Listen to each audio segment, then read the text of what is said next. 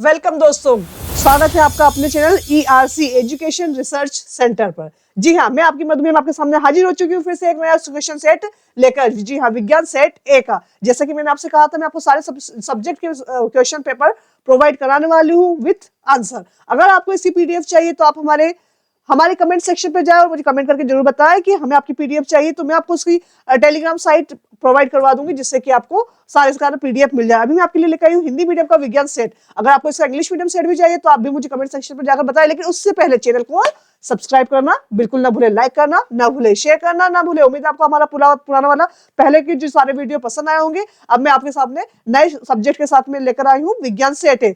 Paper को शुरू करने से पहले हम इसके निर्देश पढ़ लेते हैं। जैसा कि यहाँ पर दे रखा है, पूर्णांक है आपका 75 शब्दों का, सॉरी 75 अंक है। यहाँ पर समय आपका है 3 घंटे और निर्देश दे रखे हैं, सभी प्रश्न करना अनिवार्य है। प्रश्न संख्या 1 से 4 वस्तुनिष्ठ प्रश्न है, यानी कि मल्टीपल चॉइस वाले हैं, जो कि 30 अंक के हैं। प्रश्न क्रमांक 5 से 16 आपके 2 अंक वाले प्रश्न है, जिसको 30 शब्दों में आपको आंसर करना है। प्रश्न क्रमांक 17 से 19 आपका प्रत्येक प्रश्न 3 अंक का है, जिसको 75 शब्दों में आपको आंसर देना है। प्रश्न क्रमांक 20 से 22 आपका 4 अंक का है, जो आपको 120 शब्दों में देना है। और प्रश्न क्रमांक 6 का है, वहां पर आपको एक अच्छा सा प्यारा सा चित्र बनाना है, जो कि आपको पूरे में से पूरे नंबर देगा। तो देखिए, हमें यहाँ पर सबसे पहली बात यही याद रखना, सभी प्रश्न करना अनिवार्य है। हमें एक भी प्रश्न स्किप नहीं करना है, एक भी प्रश्न नहीं छोड़ना है, सारे प्रश्न हमें करने हैं। क्यों? क्योंकि हम पूरी तैयारी के साथ बैठने वाले हैं हमारे परीक्षा पेपर में। और नहीं हमें वीडियो को स्किप करना है कि पता नहीं कौन सा आपको एक अच्छी सी इंफॉर्मेशन है वो छूट जाए। तो सभी महत्वपूर्ण प्रश्नों के साथ हम शुरू करते हैं हमारा वीडियो आज का जो है। देखिए, यहाँ पर आपको प्रश्न क्रमांक 1 से 4 तक वस्तुनिष्ठ प्रश्न मिलने वाले हैं। जो आपका पहला प्रश्न है, सही विकल्प चुनकर लिखिए, यानी कि आपको मल्टीपल चॉइस में मिला हुआ है। यहाँ पर जो सही क्वेश्चन का आंसर है वही आपको लिखना है। ठीक है, तो पहला है आपका, कैल्शियम ऑक्साइड की जल के साथ अभिक्रिया है, यानी कि अगर कैल्शियम ऑक्साइड की जल के साथ अभिक्रिया होती है तो क्या होता है? तो यहाँ पर है ऊष्माक्षेपी संयोजन, ऊष्माक्षेपी संयोजन, ऊष्माशोषी। जैसे कि नाम से ही यहाँ पर क्लियर है, ऊष्माक्षेपी जो होती है आपकी, जब भी कोई रासायनिक अभिक्रिया होती है तो उत्पाद के साथ में यहाँ पर ऊष्मा का भी निष्कासन होता है, तो उसे ऊष्माक्षेपी कहते हैं। और अगर उसमें क्या होता है, उत्पाद के साथ में ऊष्मा का शोषण हो जाता है तो उसमें ऊष्माशोषी कहते हैं। और संयोजन का मतलब ये होता है कि आपकी 2 या 2 से अधिक अभिकारक मिलकर एकल उत्पाद का निर्माण करते हैं। यहाँ पर क्या होता है, 2 अभिकारक होते हैं, 2 कोई से भी एलिमेंट्स होते हैं, वो दोनों मिलकर आपका एक मिलकर एक यौगिक बन जाता है, उसे कहते हैं हम संयोजन। तो इसका सही आंसर क्या होगा कि कैल्शियम ऑक्साइड की आपने जल के साथ अभिक्रिया करी तो क्या बन जाएगा? जी बिल्कुल, जो भी बनने वाला है उसमें ऊष्मा का भी निष्कासन होता है, उसे कहते हैं ऊष्माक्षेपी और संयोजन। चमकदार अधातु है, अधातु का मतलब आप सभी जानते हैं ना, अधातु विद्युत की कुछ अलग होती है। ठीक है, गलनांक और काफी कम होते हैं, साथ में इसमें भंगुर क्षमता होती है, उसे हम अधातु कहते हैं। लेकिन अधातु में चमक नहीं होती, लेकिन ऐसा कौन सा अधातु है सॉरी, जिसमें चमक होती है? जी हाँ, आयोडीन ऐसा अधातु जिसके अंदर चमक होती है। आयोडीन सबने देखा है ना? जी बिल्कुल। मनुष्य में वृक्क एक तंत्र का भाग है जो संबंधित है, देखो पोषण का तो हो नहीं सकता है ना, श्वसन का हो नहीं सकता, परिवहन का हो नहीं सकता, उत्सर्जन का है, क्योंकि वृक्क से ही मल मूत्र का त्याग होता है, तो उत्सर्जन का त्याग है। मानव में मादा जनन तंत्र का भाग नहीं है। देखिए आप, अंडाशय, गर्भाशय, अंडवाहिनी, ये तीनों ही मादा जनन तंत्र के अंग है, लेकिन उसमें क्या नहीं है मादा जनन तंत्र का? शुक्रवाहिका, क्योंकि ये नर जनन तंत्र है। तो इसके अंदर सही आंसर आपका स है। मनुष्य में लिंग गुणसूत्र की संख्या, देखिए लिंग गुणसूत्र की बात कही जाएगी तो आपको बताना है, इसके अंदर लिंग की बात हो रही है, 1 जोड़ी। कितनी होती है वो? 1 जोड़ी, जबकि 23 जोड़ी नहीं होती है, वो 1 जोड़ी होती है। ठीक है, लेकिन अगर आपसे पूछा जाए मनुष्य में कुल गुणसूत्र कितने, एक कोशिका में कुल गुणसूत्र कितने होते हैं? क्या पूछा जाए अगर आपसे, एक कोशिका में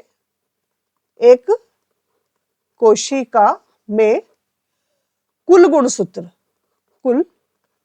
गुणसूत्र क्वेश्चन कैसे ही आपसे घुमा फिरा कर पूछा जा सकता है, तो उस समय आपको बोलने हैं 46। क्या बोलने हैं? 46, एक कोशिका में कुल गुणसूत्र अगर आपसे पूछा जाए तो। और आपको ये भी पता होना चाहिए, जो फीमेल होती है उसमें क्या होता है? XX, है ना, और मेल होते हैं उसमें क्या होता है? XY। यानी कि जो 22 गुणसूत्र होते हैं वो तो एक जैसे होते हैं, जो 22 होते हैं वो तो एक जैसे होते हैं, उनको हम ऑटोसोम कहते हैं। क्या कहते हैं उसको? ऑटोसोम। और जो एक अलग जाता है, जो कि महिलाओं में होता है X और पुरुषों में वो एक होता है Y। ठीक है, तो वो होता है 23 नंबर का, जो अलग होता है, जिसकी वजह से महिला का महिला होना और पुरुष होना डिपेंड करता है। ठीक है, तो ये आपके गुणसूत्र होते हैं, ध्यान रखने वाली बात है, इंपॉर्टेंट बात है। अगर आपको इस बारे में डिटेल वीडियो चाहिए, अगर आप इसको डिटेल से पढ़ना चाहते हैं तो मुझे कमेंट सेक्शन में जाकर जरूर बताएं। अभी के लिए इतना ध्यान रखना है आपको कि 22 जोड़ी होते हैं वो ऑटोसोम कहलाते हैं, और जबकि एक अलग अलग युग में होते हैं, एक्स और वाई, और 23 आपका एक जोड़ी क्या होता है, एक मनुष्य में होता है। और कुल पूछा जाता है आपको 46 यहाँ पर बताने हैं, और आपको ये बताना है जो गुणसूत्र है इसकी खोज हुई थी 1888 में। किसने आई थी? 1888 में गुणसूत्र की खोज की थी। किसने की थी? डब्ल्यू वाल्डेयर ने। किसने की थी गुणसूत्र की खोज? डब्ल्यू वाल्डेयर ने। तो मैंने यहाँ पर आपको मोस्ट इंपोर्टेंट चीजें बता दी है। किसने की थी ये भी लिख लीजिएगा आप, डब्ल्यू वाल्डेयर ने। ये चीज आपको याद करते हुए चलना है। नेक्स्ट क्वेश्चन पर मूव करते हैं हम। हमारा नेक्स्ट क्वेश्चन है, किसी दर्पण से हाथ चाहे कितनी ही दूरी पर खड़े हो, आपका प्रतिबिंब सदैव सीधा प्रतीत होता है। तो बताइए किसमें होगा ये? सदैव सीधा। हाँ, जबकि क्या होता है जो मिरर होते हैं उसके अंदर तो उल्टा बनता है, लेकिन फिर भी हमें सीधा दिख रहा है। तो क्या होगा वो? केवल समतल में, या केवल अवतल में, या केवल उत्तल में, या समतल या उत्तल में? जी हाँ, बिल्कुल, जिसने भी द पे टिक किया है वो बिल्कुल सही है। वो होगा आपका समतल या अथवा उत्तल। समतल अथवा उत्तल, दोनों में से कोई भी हो सकता है, समतल अथवा उत्तल। आप जानते हैं ना समतल और उत्तल में अंतर क्या है? उत्तल का शेप कैसा होता है? ऐसा, आसपास से पतला होता है और बीच में से मोटा होता है। अगर आपको इस लेंस से रिलेटेड कोई पूरा वीडियो देखना है, डिटेल इन्फॉर्मेशन चाहिए, तो आप मुझे कमेंट सेक्शन में जाकर बताएं। मैं आपको बहुत अच्छे से इसको एक्सप्लेन कर दूंगी, जिससे आपको कोई प्रॉब्लम कभी भी नहीं होने वाली है। कि समतल और उत्तल में हमेशा क्या होता है? सीधा आपका प्रतिबिंब बनता है। अगला है आपका 1 एम्पियर का मान होता है। 1 एम्पियर का मान होता है आपका 1 कूलम प्रति सेकेंड। 1 कूलम प्रति 1 सेकेंड है ना, ये वाला होगा इसके अंदर। विद्युत धारा उत्पन्न करने की युक्ति को कहा जाता है। विद्युत धारा उत्पन्न करने की युक्ति को क्या कहा जाता है? जनित्र। क्या कहते हैं उसे? जनित्र। नेक्स्ट क्वेश्चन पर मूव करते हैं हम। हमारे आपका आने वाला रिक्त स्थानों की पूर्ति करें। रिक्त स्थान, संगमरमर का रासायनिक सूत्र है, बताइए आप। जी हाँ, कैल्शियम कार्बोनेट। क्या बोलते हैं उसे? Calcium carbonate, CaCO3। CaCO3। अयस्क में उपस्थित मिट्टी, रेत, अशुद्धियां क्या कहलाती है? अधात्री। क्या कहा जाता है उसे? अधात्री। नेक्स्ट है आपका, हार्मोन के संश्लेषण के लिए आयोडीन अनिवार्य है। किसके हार्मोन्स होने चाहिए? शायरोक्सिन। क्या बोलते हैं उसको? शायरोक्सिन। शायरोक्सिन। अभी भी आपको इसकी पीडीएफ में अभी भी आपको बता रही हूँ, अगर आपको पीडीएफ चाहिए इनकी तो आप मुझे कमेंट सेक्शन में जरूर बताएं कि हमें इसकी पीडीएफ चाहिए, तो आपको पीडीएफ प्रोवाइड हो जाएगी। जब पुष्प में पुंकेसर एवं स्त्री केसर दोनों उपस्थित होते हैं तो उन्हें क्या कहा जाता है? उभय लिंगी। यानी कि उसके अंदर जो आपका जो पुष्प होता है उसमें वो नर पुष्प भी हो सकता है और मादा भी होता है, उसे कहते हैं उभय लिंगी। एक साथ दोनों गुण है तो वो उभय लिंगी होता है। किसी गोली दर्पण की फोकस दूरी उसकी वक्रता त्रिज्या की क्या होती है? हाँ, आधी होती है। नेक्स्ट है, जब कोई प्रकाश किरण सघन से विरल माध्यम में प्रवेश करता है, सघन से विरल यानी घना वातावरण है, वहां से हल्के वातावरण की तरफ वो करता है, तो वह क्या होता है? अभिलंब से दूर हट जाता है। किससे? अभिलंब से दूर हट जाता है। अगला है, किसी विद्युत धारा के सतत तथा बंद परिपथ को, सतत यानी लगातार और बंद परिपथ को क्या कहा जाता है? विद्युत परिपथ। क्या कहा जाता है? विद्युत परिपथ। अगर आपको ये सारे ही टॉपिक्स डिटेल में चाहिए तो मुझे कमेंट सेक्शन पे बताइए। जो भी अगर आपको कंफ्यूजन है वो मुझे कमेंट सेक्शन पे बताएंगे तभी आपका प्रॉब्लम का सॉल्यूशन होगा। और अब हमें समस्या के साथ नहीं बढ़ना है, समस्या के समाधान के साथ आगे बढ़ना है, नहीं तो परीक्षा में हम सारा के सारा जी बिल्कुल कराएंगे गुड़ गोबर। हमें गुड़ गोबर नहीं करना है। देखिए अब नेक्स्ट क्वेश्चन में मूव करते हैं हम। सही है, मिलान करना है आपको, ठीक है। स्क्रीनशॉट ले सकते हैं आप, पीडीएफ आपको मिल जाएगा। एक बार मैं आपको आंसर शीट भी बता देती हूँ, देख ले आप। आंसर शीट भी देखते जाए आप, ठीक है। नेक्स्ट क्वेश्चन है आपका, सही जोड़ी मिलानी है आपको। तो सिरका है आपका, सिरका क्या है आपका? एथेनोइक अम्ल। सिरका क्या है आपका? एथेनिक अम्ल। कौन सा नंबर पे एथेनिक अम्ल आपका? 7th नंबर पे। तो पहले का आपका है 7वां। दूसरा है पारा है आपका अमलगम, अमलगम। तीसरा है केंद्रीय तंत्रिका तंत्र है आपका मस्तिष्क एवं मेरुरज्जु। जानते हैं आप मस्तिष्क और मेरुरज्जु को? अलैंगिक प्रजनन है आपका कायिक वर्धन। अलैंगिक प्रजनन यानी कि क्या होता है कायिक वर्धन? आप जानते हैं ना, इसके अंदर बीज के द्वारा पौधे का नया पौधा नहीं बना के आपके पत्ते से या तने से कहीं से भी आपको वहां पर नए फल का उत्पादन हो जाता है। ठीक है, ये कहाँ पर काम आता है? जहां पर किसी के बीज में क्षमता नहीं होती नए पौधे पैदावार करने की। वंशागत लक्षण क्या होते हैं आपके? जुड़े कर्ण पाली। क्या होते हैं वंशागत लक्षण? जुड़े कर्ण पाली। प्रकाश का प्रकीर्णन किसका प्रभाव होता है? टिंडल प्रभाव। क्या होता है ये? टिंडल प्रभाव। विद्युत धारा बताएंगे आप, क्या होती है विद्युत धारा? आप अमीटर पर विद्युत धारा इससे रिलेट करते हैं। पारितंत्र में ऊर्जा प्रवाह। पारितंत्र में ऊर्जा प्रवाह कैसा होता है? एक दिशिक होता है। पारितंत्र में ऊर्जा प्रवाह कौन सा होता है आपका? एक दिशिक होता है। ठीक है, नेक्स्ट क्वेश्चन पे पहुंचते हैं। एक शब्द में आपको उत्तर देने हैं यहाँ पर। ठीक है, तो एक शब्द में उत्तर देंगे हम। पहला है आपका CaOCl3 का प्रचलित नाम क्या है? जी हाँ, आपको जो भी नाम है वो आपको याद होने चाहिए। ये जो नाम है ना आपको याद होने चाहिए, क्योंकि हर बार यहाँ से क्वेश्चन बनता ही बनता है। ऐसे कितने? विरंजक चूर्ण। और ये विरंजक चूर्ण आपका बहुत इंपॉर्टेंट है। विरंजक चूर्ण क्या कहा जाता है इसे? विरंजक चूर्ण। नेक्स्ट आपका पौधों में प्रकाश की अवशोषण के लिए कौन सा वर्णक उत्तरदायी है? तो आपको पता है ना, पौधों में होता है प्रकाश, क्लोरोफिल होता है। पौधों में क्या होता है? क्लोरोफिल। और क्लोरोफिल की वजह से ही प्रकाश का अवशोषण होता है। क्लोरोफिल। केंद्रीय तंत्रिका तंत्र की संरचनात्मक इकाई क्या है? क्या होती है? न्यूरॉन। क्या होती है? न्यूरॉन। नेक्स्ट है डीएनए का पूरा नाम बता सकते हैं आप? डीऑक्सीराइबोज न्यूक्लिक अम्ल। क्या कहा जाता है? डीऑक्सीराइबोज न्यूक्लिक अम्ल। नेक्स्ट है लेंस की क्षमता का एसआई मात्रक क्या है? लेंस की क्षमता का एसआई मात्रक कितना होता है? डायप्टर। क्या क्या होता है? डायप्टर। और आपको पता है ना लेंस की निकटतम दूरी कितनी होती है? हाँ, निकटतम 25 सेंटीमीटर और अधिकतम अनंत तक जाती है। आप कितना भी देख सकते हैं। ठीक है, नेक्स्ट सामान्य दृष्टि के व्यक्ति के लिए हम हुए स्पष्ट दर्शन की अल्पतम दूरी कितनी होती है? देखिए क्वेश्चन ही आ गया आपका यहाँ पर ही। तो 25 सेंटीमीटर। विद्युत चुंबकीय प्रेरण की खोज किसने की थी? फेराडे ने। फेराडे का नियम होता है ना विद्युत चुंबकीय, तो माइकल, पूरा नाम क्या है? Michael Faraday.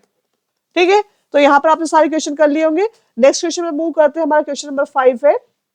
देखिए मैं इसका एक बार आपको आंसर की दिखा देती हूँ, देख लें आप। इसका स्क्रीनशॉट ले लेंगे, जूम करके दिखा देती हूँ मैं आपको एक बार। लीजिए, आपकी स्क्रीन पर है ये। ठीक है, आप इसका आप ले सकते हैं स्क्रीनशॉट। नेक्स्ट क्वेश्चन में मूव करते हैं। तेल एवं वसा युक्त पदार्थों को नाइट्रोजन से प्रभावित किया जाता है, क्यों? तेल युक्त क्यों किया जाता है आपको नाइट्रोजन से प्रभावित? आप तेल युक्त तो जानते हैं ना, वसा तेल युक्त। हाँ, अब तो जानते हैं, हमने इंग्लिश में भी इसके बारे में पढ़ चुके हैं ना। तो देखिए मैं यहाँ पर आपको ये दोनों एक साथ बता देती हूँ, क्वेश्चन और आंसर एक साथ ही। ठीक है, देखिए दिख रहा है सभी को? जी, अब सभी को विजिबल है? ठीक है, तो क्वेश्चन हमारा तेल युक्त। देखिए तेल एवं वसा युक्त खाद्य पदार्थों को नाइट्रोजन से प्रभावित किया जाता है, क्योंकि वे पदार्थ लंबे समय तक रखे रहने पर उपचयित हो जाते हैं, जिससे उनका रंग एवं गंध बदल जाती है। नाइट्रोजन एक कम सक्रिय गैस है। यह विकृत गंधिता को रोकता है, जो दुर्गंध आती है उसको रोकने का काम को क्या करता है यहाँ पे? नाइट्रोजन। कि तेल में आपने देखा हो ना बदबू आ जाती है, तो उस बदबू को रोकने के लिए यहाँ पर काम में आता है नाइट्रोजन। नेक्स्ट क्वेश्चन की तरफ मूव करते हैं हम।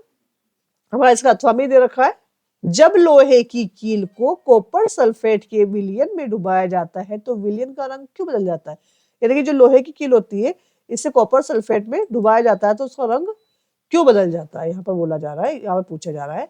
तो देखिए आंसर है आपका, जब लोहे की कील को कॉपर सल्फेट के विलयन में डाला जाता है, यानी कि कील क्या आपका ठोस है, जबकि कॉपर सल्फेट आपका घोल है, तो लोहा कॉपर सल्फेट के विलयन में से कॉपर को विस्थापित कर देता है। यानी कि क्या तो फेरस सल्फेट बन जाएगा। यहाँ पर कॉपर सल्फेट हटकर फेरस सल्फेट बन जाता है और कॉपर जो वहां से बाहर निकल जाता है। ठीक है, तो FeCuSO4 कॉपर सल्फेट है, CuSO4, तो FeSO4 बन जाता है और Cu वहां पर आपका निष्कासित हो जाता है, विस्थापित हो जाता है।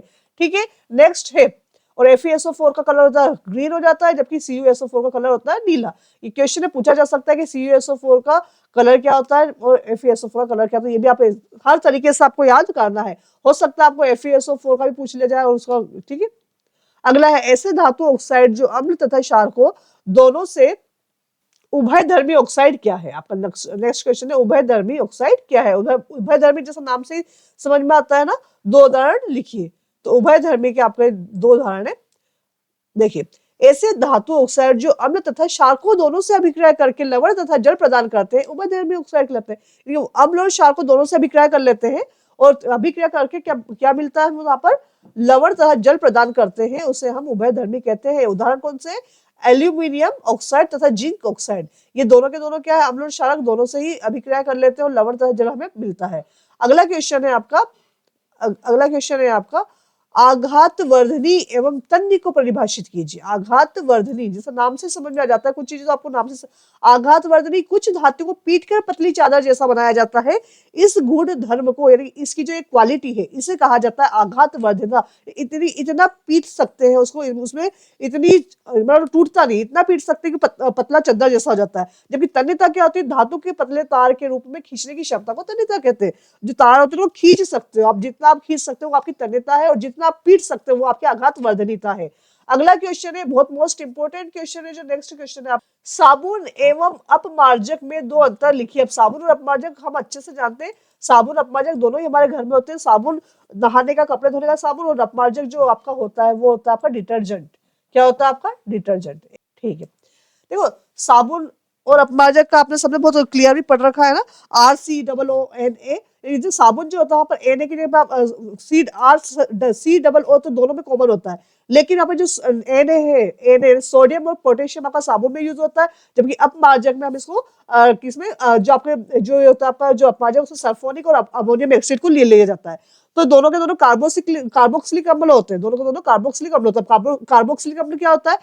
जो आप ऑयल यूज करते हैं, फैट यूज करते हैं, वो आपका कार्बोक्सिलिक अम्ल कहा जाता है, जो उच्च वसीय होता है, एकदम प्योर वेजिटेबल ऑयल मान लो या एनिमल ऑयल, जो भी है आप यूज करते हैं, तो ये उच्च वसीय जो अम्ल होते हैं उसको कार्बोक्सिलिक अम्ल कहते हैं। और उच्च वसीय अम्ल जो होते हैं आपके, उन्हीं को कहा जाता है आपका उच्च वसीय अम्ल के साथ में, यानी कि जो फैट है, जो ऑयल है, उसके साथ में आप सोडियम की क्रिया करवा देंगे या पोटेशियम की। जब सोडियम की क्रिया करवाएंगे तो वहां पर साबुन कैसा हार्ड बन जाता है, जिसकी वजह से क्या होता है, हार्ड बनने की वजह से कपड़े धोने काम आता है, और सॉफ्ट बनता है तो नहाने का साबुन हो जाता है। जबकि अपमार्जक भी कार्बोक्सिलिक अम्ल है, लेकिन यहाँ पर सोडियम पोटेशियम की जगह सल्फोनिक और अमोनियम लवण का यूज करते हैं। और यहाँ पर साबुन जो है कठोर जल के साथ झाग नहीं देता है, और इसी की वजह से यहाँ पर अपमार्जक का एक आविष्कार हो गया, और वहां पर वो कठोर जल के साथ में साथ देता है। तो बस ये ध्यान रखना है आपको, दोनों ही कार्बोक्सिलिक अम्ल है, एक के साथ सोडियम पोटेशियम लवण देते हैं और दूसरे सल्फोनिक और अमोनियम लवण देते हैं। जबकि एक कठोर जल के साथ झाग नहीं देता, दूसरा कठोर जल के साथ में झाग देता है। देखिए, अगर इसके बारे में आपको बहुत ज्यादा अगर आपको कंफ्यूजन है तो आप मुझे कमेंट सेक्शन में जाकर बताएं, मैं आपको बहुत अच्छे से इसको क्लियर कर दूंगी। नेक्स्ट क्वेश्चन पे मूव करते हैं हमारे, समजातीय श्रेणी क्या है? बहुत इंपॉर्टेंट क्वेश्चन है, कंटिन्यू आ रहा है 2016 से। समजातीय श्रेणी क्या होती है, इसे आप लिख कर रख लो। साबुन अपमार्जक जितना इंपॉर्टेंट है, ऐसे ये भी वेरी वेरी इंपॉर्टेंट है। ये 2 या 3 प्रकार से क्वेश्चन बन जाता है समजातीय श्रेणी का। क्या होता है समजातीय श्रेणी? जी हाँ, यौगिकों की ऐसी श्रृंखला जिसमें कार्बन श्रृंखला सभी जानते हैं ना आप, कार्बन श्रृंखला में स्थित हाइड्रोजन की एक ही प्रकार का प्रकार्यात्मक समूह प्रतिस्थापित करती है, उसे समजातीय श्रेणी कहा जाता है। क्वेश्चन ऐसे भी पूछा जा सकता है, जा सकता है, आपको वहां पर यौगिक दे दिए जाएंगे, पूछा जाएगा कि ये समजाती है या नहीं है। अगर आपको देखना है कि समजाती है तो उसके लिए आपको ये देखना होगा कि इसके बीच में CH2 का अंतर आना चाहिए। अगर CH2 का अंतर आता है तो वो समजाती श्रेणी है। और देख लीजिए यहाँ पर प्रतिस्थापित क्या हो रहा है, OH प्रतिस्थापित हो रहा है, यानी कि यहाँ पर जो प्रकार्यात्मक समूह कौन सा है आपका, OH। कौन सा है? OH। इसको एल्कोहल भी कहते हैं। जी हाँ, एल्कोहल समूह है। CH3 ये मेथेन का है तो मेथेनॉल हो जाएगा। C2 है तो ये एथेनॉल हो जाएगा, है ना, ये तो पढ़ा है आपने, मेथ एथ प्रोप ब्यूटेन, तो उसी के अकॉर्डिंग ये बनता है। तो यहाँ पर देखिए सब में OH हो रहा है, और आप ध्यान से देखेंगे तो जहाँ मेथेन है वहां पर कार्बन की संख्या 1 होती है और हाइड्रोजन की संख्या कितनी होती है, CH3, ठीक है, और दूसरे में C2H5। तो ये इनके बीच में जब आप अंतर देखेंगे, देखो तो CH2 का ही अंतर आएगा। कैसा आएगा? देखो यहाँ पर इसमें से इसको माइनस करेंगे तो C2 में से C1 का तो C1 बच गया, H5 में से H2 का तो H2 बच गया, तो CH2 का ही आया ना अंतर। तो ये CH2 का जो अंतर मिल रहा है हमें कंटिन्यू, यही आपका बताता है ये समझाती है। दूसरा, इसके अंदर जो प्रकारात्मक समूह है OH यही प्रतिस्थापित हो रहा है, दैट मीन्स कि ये क्या है आपका समझाती है। अब इसमें क्या होता है, क्वेश्चन आपसे 2 या 3 प्रकार से पूछा जाता है। ठीक है, अगर आपको सिर्फ डिटेल चाहिए तो आप मुझे जरूर बताएं एक बार। और प्रकारात्मक क्या होता है? एक विशेष प्रकार का बंधक या परमाणु होता है जो रासायनिक क्रिया के लिए जिम्मेदार, किसी भी तत्व की रासायनिक क्रिया इनके साथ कराई जाती है प्रकारात्मक समूह के साथ में। और जो आपकी OH होता है, OH को कहते हैं हम एल्कोहल, क्या बोलते हैं? एल्कोहल। इस एल्कोहल जब भी हमको कोई सा भी हमें उत्पाद प्राप्त होता है तो उसके पीछे हम ओल, जैसे मेथेन है, मेथेन को OH से हमने, एल्कोहल से जब हमने क्या कर रहे हैं, रिएक्शन करवाया है, तो यहाँ पर मेथेनॉल बना है, ये एथेनॉल बना है, ये प्रोपेनॉल बना है। तो अगर आपको ये प्रकारात्मक समूह की जो यौगिक क्रिया अगर मुझे सीखनी है तो मुझे आप कमेंट सेक्शन पर जाकर जरूर किससे जरूर बताएं। और समझाती श्रेणी में जो आपका होता है कि आपसे एल्केन के बारे में पूछा जाता है, एल्कीन के बारे में पूछा जाता है और एल्काइल के बारे में पूछा जाता है। तो कम से कम 5 नंबर का क्वेश्चन आपका यहाँ से ही बन जाता है। नेक्स्ट क्वेश्चन की तरफ मूव करते हैं हम। हमारा जो नेक्स्ट क्वेश्चन है, अगर हम पढ़ चुके, नेक्स्ट क्वेश्चन है हमारा, भोजन के पाचन में लार की क्या भूमिका? ये तो बहुत इजी क्वेश्चन है, आप सभी समझ लेंगे। भोजन में लार की क्या व्यवस्था? मुंह में स्थित लार ग्रंथियों से लार निकलकर चबाए हुए भोजन से मिलकर इससे चिकना तथा लसलसा बना देती है। लार में उपस्थित एंजाइम कौन सा होता है? एमाइलेज मंड जटिल अणुओं को शर्करा में खंडित कर देता है। इस तरह लार भोजन के पाचन में अहम भूमिका निभाता है। नेक्स्ट क्वेश्चन है, स्वपोषी जी, स्वपोषी पोषण के लिए आवश्यक परिस्थितियां कौन सी है? इसके उत्पाद क्या है? स्वपोषी पोषण क्या होता है? उसमें किस स्वपोषी यानी खुद का खाना खुद बनाना स्वपोषी होता है ना? तो इसके अंदर की इसके लिए आवश्यक परिस्थितियां यानी कि देखो वहां पर सूरज का होना भी आवश्यक है, जल का होना भी आवश्यक है, क्लोरोफिल भी होना जरूरी है और कार्बन डाइऑक्साइड भी उपस्थित होना जरूरी है। एक पेड़ के अंदर भोजन बनाने के लिए क्या क्या चाहिए? क्लोरोफिल भी चाहिए, सन की यानी सौर ऊर्जा भी चाहिए, जल भी चाहिए प्रॉपर, और CO2 भी चाहिए उसके लिए।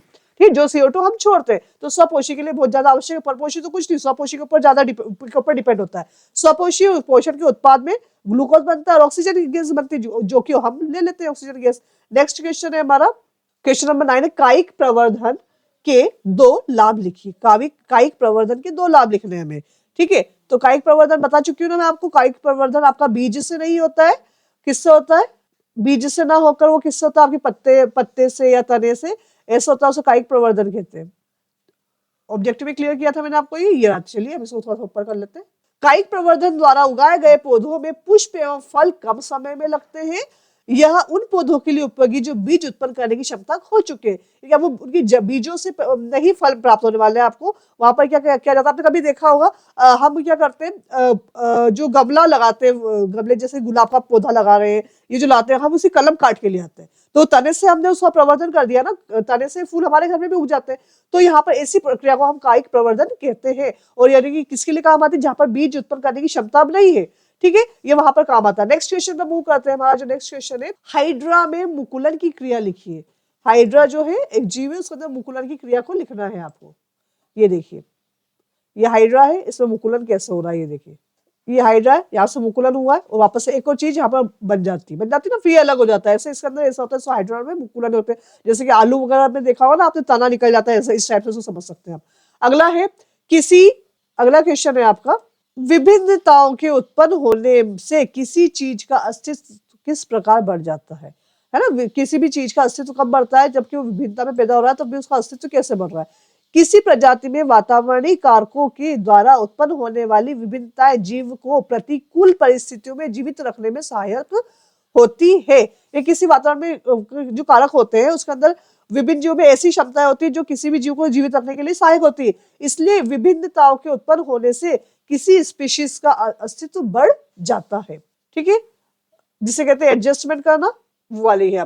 अडॉप्शन वाली की जो क्रिया होती है वो वाली क्रिया यहाँ पर होती है लागू। अगला है आपका, प्रभावी एवं अप्रभावी लक्षण क्या है? प्रभावी एवं अप्रभावी लक्षण क्या है? ये बहुत मोस्ट इंपोर्टेंट क्वेश्चन है आपका, प्रभावी और अप्रभावी लक्षण। जब परस्पर विपरीत लक्षणों के जोड़े के बीच संकरण कराया जाता है, यानी कि नर का मादा के साथ जब संकरण होता है तो उसका अंदर जो वह पहली पीढ़ी में जो लक्षण प्रदर्शित होते हैं, जैसे कि कहते हैं ना मम्मी की जैसा आदत है इसकी, है ना, जो तो मम्मी की आदत दिख गई तो प्रभावी हो गया, और अगर नहीं दिख रही तो वह प्रभावी हो गया। तो यहाँ पर वह तब पहली पीढ़ी में जो लक्षण प्रदर्शित होते हैं वो प्रभावी लक्षण होते हैं, और जो लक्षण प्रदर्शित नहीं होते हैं वो अप्रभावित होते हैं। ठीक है, तो आप समझ पा रहे हैं ना ये। अगला है आपका, हीरे का अपवर्तनांक। हीरे का अपवर्तनांक दिख रहा है, हीरे का अपवर्तनांक 2.42 है। इस कथन से क्या आशय है? ठीक है, अपवर्तनांक जो है उसका 2.42 है, तो इससे क्या आशय है? तो 2.42 से अभिप्राय है कि प्रकाश की हीरे में चाल, जो प्रकाश होता है उसकी हीरे में चाल उसकी निर्वात चाल से, जो निर्वात में चाल होती है कितनी थी, 3 into 10⁸ ms, है ना, ये होती है आपकी निर्वात के अंदर चाल होती है। और का कितना होता है, 1/2.42 गुना होता है अगर, तो वो उसका हीरे का अपवर्तनांक होता है। अगला क्वेश्चन है आपका, उत्तल दर्पण की फोकस दूरी ज्ञात कीजिए। देखो फोकस दूरी सबको पता है ना, यू वी और ये सब चीजें, जिसकी वक्रता त्रिज्या 32 सेंटीमीटर है, यानी कि एक तरह से इक्वेशन दे दिया गया है आपको, इक्वेशन प्रॉब्लम है, सोल्व करना, न्यूमेरिकल का है। उत्तल दर्पण की वक्रता को आप आर से रिप्रेजेंट करते हैं, जो कितनी दे रखी है आपको, 32 सेंटीमीटर, और फोकस दूरी को आप स्मॉल एफ से रिप्रेजेंट करते हैं, वो थी r/2, तो 32/2 16 सेंटीमीटर, तो उत्तल दर्पण की अभिष्ट फोकस दूरी कितनी हो गई, 16 सेंटीमीटर। अब है परावर्तन के नियम। नेक्स्ट क्वेश्चन है, प्रकाश के परावर्तन के नियम आपको बताने हैं यहाँ पर। तो प्रकाश के परावर्तन के नियम है, आपतित किरण अभिलंब एवं परावर्तित किरण एक ही तल पर होते हैं। देखिए अगर आपको ये नियम जानने हैं, अगर आपतित किरण, अभिलंब किरण, परावर्तित किरण में कुछ भी आपको प्रॉब्लम है, कंफ्यूजन है, डाउट है, तो आप मुझे कमेंट सेक्शन में जाकर जरूर बताएं, और चैनल को लाइक करते जाएं, शेयर करते जाएं, क्योंकि कर भला तो हो भला, जितनों के पास आपकी ये लिंक जाने वाली है उसका भला होगा, तो कहीं ना कहीं आपको काम आने वाला ही है। ठीक है, तो आपतित किरण, अभिलंब किरण और परावर्तित किरण तीनों ही एक ही तल में होते हैं, और आपतन कोण, परावर्तन कोण परस्पर बराबर होते हैं। नेक्स्ट क्वेश्चन है आपका, देखो काफी अच्छे क्वेश्चन है, आपको याद भी होंगे ये। नेक्स्ट क्वेश्चन है आपका, प्रकाश के निम्न स्थितियों में प्रयुक्त दर्पण का प्रकार बताइए। देखिए किसी कार का हेडलाइट होता है और किसी वाहन का पश्च दृश्य है, तो यहाँ पर कौन से दर्पण हम यूज करते हैं? तो देखो अग्रभाग के लिए, तो हेडलाइट के लिए हम अवतल दर्पण का यूज करते हैं, जबकि पश्च दृश्य दर्पण के लिए उत्तल दर्पण का यूज करते हैं। समझ में आ गया आपको? अगला है प्रश्न नंबर 13, क्वेश्चन 13 आपका। क्वेश्चन 13 है, विद्युत परिपथ आरेख में उपयोग आने वाले किन्हीं 4 अवयवों के प्रतीक दर्शाइए। विद्युत परिपथ में उपयोग में आने वाले 4 अवयव आपको बताने हैं यहाँ पर। तो देखिए मैंने यहाँ पर आपको स्क्रीन पर ये बता दिया है, पूरा पिक्चर ही अपलोड कर दिया है, इसको आप देख लीजिएगा कि विद्युत सेल होता है, उसमें कौन सा परिपथ है, बैटरी तथा सेलों के संयोजन में कौन सा परिपथ है ना, ये सब आप इसको देख लीजिए। तार संबंधी, तार कैसे संधि होती है, ठीक है, प्लग कुंजी कैसे होती है ना, प्लग देखा है ना आपने, इधर से भी निकल जाता है, इधर से भी निकल जाता है, मेन पावर यहाँ पर बीच में होता है, तो ये वाला आपको यहाँ पर मैंने पिक्चर के माध्यम से समझा दिया है। ठीक है, अगला है आपका फ्यूज वाला है। फ्यूज तार किस प्रकार विद्युत उपकरणों को नष्ट होने से बचाता है? फ्यूज तार आपका किस प्रकार से विद्युत उपकरणों को नष्ट होने से बचाता है? तो हम लगाते हैं, फ्यूज उड़ जाता है, तो फिर क्या होता है कि जैसे होता है, सामान नहीं उड़ते लेकिन फ्यूज उड़ जाता है, उस समय क्या होता है कि उस फ्यूज का जो तार है वो जल जाता है, हम फिर फ्यूज का तार बदल देते हैं। तो ऐसी कौन सी युक्ति है उसके अंदर? तो फ्यूज को युक्ति के साथ श्रेणी क्रम में संयोजित करते हैं।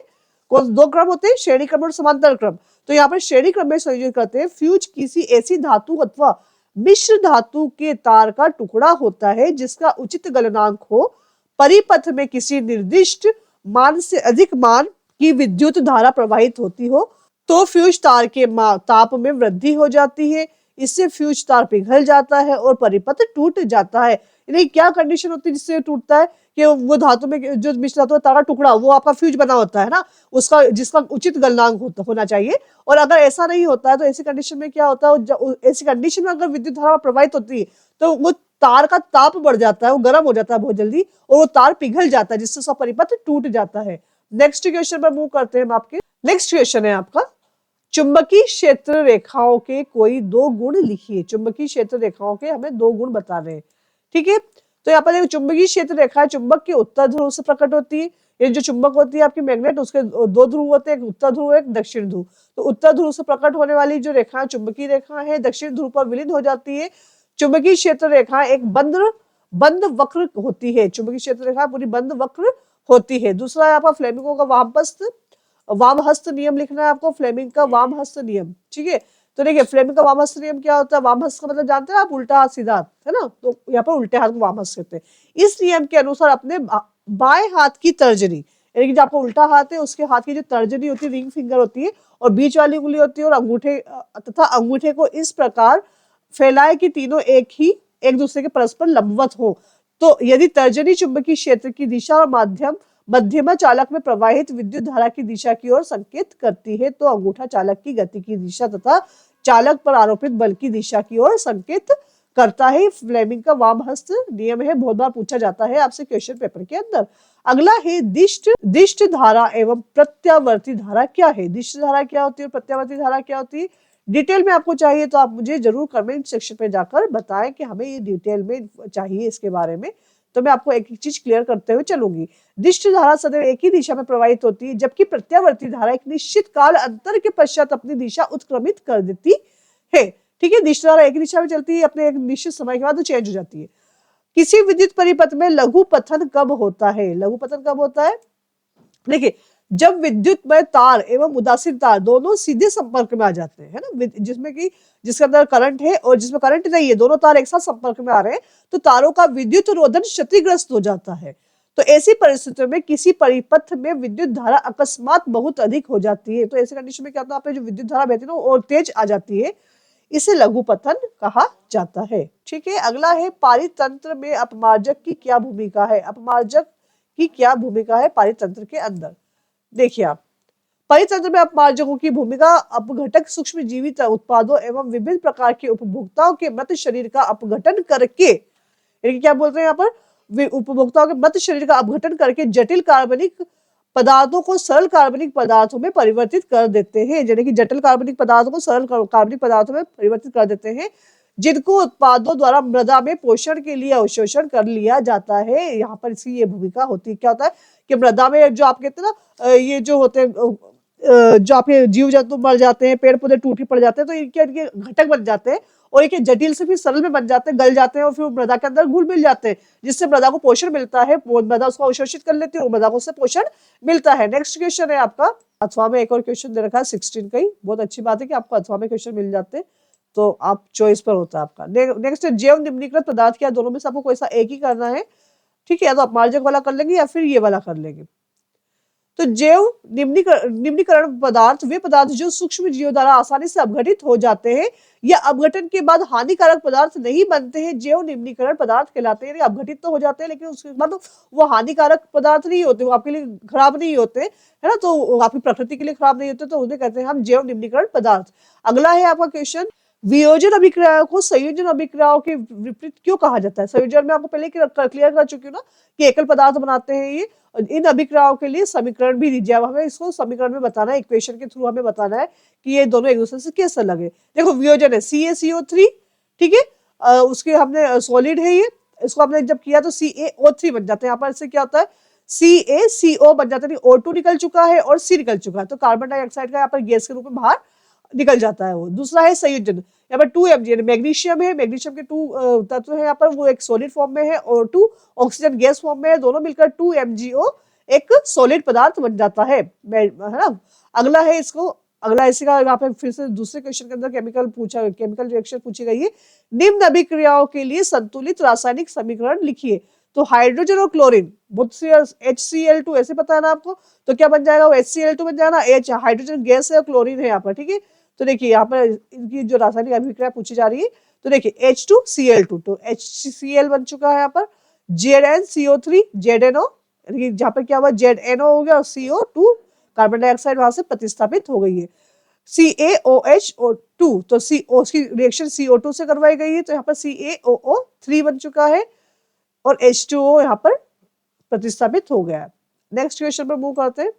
जिन हार्मोन्स के कारण, यहाँ पर देखो ये दे रखा है आपको, इसको क्या करना है, इसको आपको साइंटिफिक लैंग्वेज में लिखना है कि यहाँ पे जो इसका प्रतीक चिन्ह करके कैल्शियम को Ca लिख रहे हैं, OH ऑक्साइड को लिख रहे हैं, तो इस टाइप से लिखकर आपको यहाँ पे केमिकल रिएक्शन देना है। ठीक है, निम्न हार्मोन के कार्य लिखने हैं, साइटोकाइनिन, ऑक्सिन और एब्सिसिस अम्ल, इनके आपको यहाँ पर देने हैं। साइटोकाइनिन या पौधों में कोशिका विभाजन का प्रेरित करता है, कोशिका विभाजन का काम करने वाला कौन सा होता है, साइटोकाइनिन। ऑक्सिन कोशिका का दीर्घीकरण करता है। एबिसिस अम्ल या पौधे में वृद्धि का संदमन होता है, पौधे में क्या होता है, ये वृद्धि का संदमन होता है। दूसरा है आपका, इसको ऑप्शन में दे रखा है एक और क्वेश्चन, मधुमेह डायबिटीज के कुछ रोगियों की चिकित्सा इंसुलिन का इंजेक्शन देकर क्यों की जाती है? होता है किसी को ब्लड शुगर होती है तो उसको फिर इंजेक्शन के द्वारा इंसुलिन किया जाता है। इंसुलिन हार्मोन रक्त में शर्करा का नियंत्रण बनाए रखते हैं, क्योंकि उसको क्या होता है, ब्लड के अंदर शुगर होती है, तो उसमें क्या होता है, रक्त में शर्करा का नियंत्रण बनाए रखते हैं। इंसुलिन हार्मोन की कमी होने पर शरीर में शर्करा की मात्रा बढ़ जाती है और शर्करा की उचित मात्रा बनाए रखने के लिए मधुमेह के रोगियों को चिकित्सा इंसुलिन का इंजेक्शन दिया जाता है। यानी कि आपके रुधिर के अंदर शर्करा की मात्रा को संतुलित करना है ना, रुधिर के अंदर शर्करा की मात्रा को संतुलित या बैलेंस रखने के लिए इंसुलिन दी जाती है। नेक्स्ट क्वेश्चन है आपका, स्वच्छ आकाश का रंग नीला क्यों होता है? जी, स्वच्छ आकाश का रंग नीला क्यों होता है? देखिए, वायु में उपस्थित वायु के अणु एवं अन्य कण बैंगनी एवं नीले प्रकाश का तीव्रता से प्रकीर्णन कर देते हैं, प्रकीर्णन की वजह से। ठीक है, प्रकीर्णित नीला प्रकाश जब हमारे नेत्रों से पड़ता है तो वह आकाश की ओर से आता प्रतीत होता है, इसलिए हमें आकाश का रंग नीला दिखाई देता है। ये चीज आपके लेंस वाले चैप्टर से रिलेटेड, अगर आपको चैप्टर हमें अच्छे से पढ़ना है, कुछ दिक्कत आ रही तो आप मुझे कमेंट सेक्शन पर जाकर जरूर बताएं, लेकिन बीच बीच में लाइक शेयर और सब्सक्राइब करना बिल्कुल ना भूलें। अगला है, इसी के आपके ऑब्जेक्ट ऑप्शन में दे रखा है, नेक्स्ट क्वेश्चन है, प्रकाश का वर्ण विक्षेपण क्या है? प्रिज्म द्वारा प्रकाश का वर्ण विक्षेपण दर्शाइए। ठीक है, देखिए, जब श्वेत प्रकाश की किरण प्रिज्म से गुजरती है, प्रिज्म सभी ने देखा है ना, तो अपने अवयवी रंगों में विभक्त हो जाती है। प्रिज्म से कांच के टुकड़े जैसा होता है और फिर उसमें क्या होता है, सतरंगी कलर दिखते हैं। इस प्रकाश का वर्ण विक्षेपण कहते हैं। तथा वर्ण विक्षेपण से प्राप्त रंगों का वर्णक्रम क्या कहलाता है? वर्णक्रम कहलाता है। रंगों का क्रम क्या होता है? बैंगनी, जामुनी, नीला, हरा, पीला, नारंगी, लाल। ये आपका क्रम होता है। बेजानी ह पीना ल, है ना, इस करके याद कर लीजिएगा ऐसे शॉर्ट फॉर्म में। तो इसका ये क्रम यही होता है। अगला क्वेश्चन है आपका, HCl हाइड्रोक्लोरिक और HNO3 आदि जलीय विलयन से अम्लीय अभिलक्षण क्यों प्रदर्शित करते हैं, जबकि अल्कोहल, ग्लूकोज जैसे यौगिकों में के विलयन में अम्लीयता के अभिलक्षण नहीं प्रदर्शित होते हैं? ठीक है, तो यहाँ पर ये देखना है आपको, इसमें कारण पूछा गया है।